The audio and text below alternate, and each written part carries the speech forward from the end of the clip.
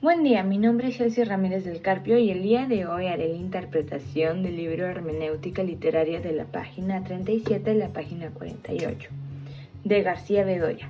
En la presentación de hoy les explicaré las dos fases de la comunicación literaria. La primera fase es la fase de la producción textual y la segunda es la fase de recepción del texto. Asimismo, veremos cómo un texto solo cobra validez comunicativa mediante la participación de un receptor, ya que sin intervención del lector el texto no existe en tanto entidad semiótica porque no logra cumplir su propósito de comunicar ni producir un sentido.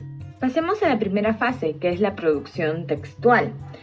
Para la primera fase necesitamos de un emisor, en este caso de un autor que genere un mensaje, es decir, una obra o un texto.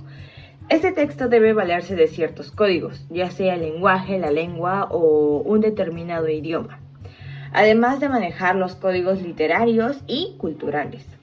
Este proceso puede tener una duración variable. Por ejemplo, tenemos Stendhal, que redactó su novela La Cartuja de Parma de unas 500 páginas en 7 semanas, mientras que Proust redactó En busca del tiempo perdido, que tiene casi 3000 páginas y demoró muchos años, incluso hasta el día de su muerte.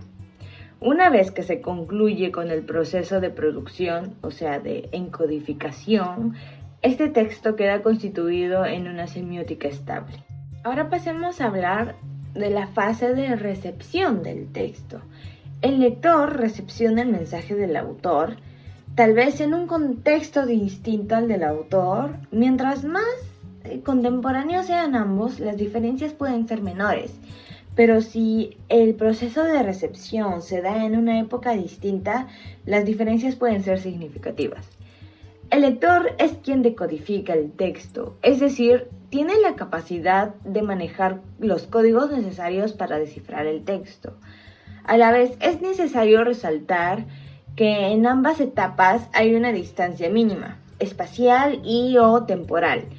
Tenemos el ejemplo de lo temporal en el caso del Quijote. El lector peruano leyó la obra 4 siglos después de ser escrita y a miles de kilómetros del territorio español.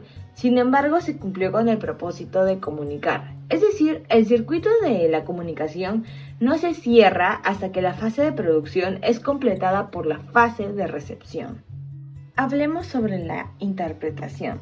Debemos tener claro que las interpretaciones van a variar según las diferencias de cultura, de épocas, la pertenencia de distintos grupos, la identidad de género, las orientaciones religiosas o políticas, etc.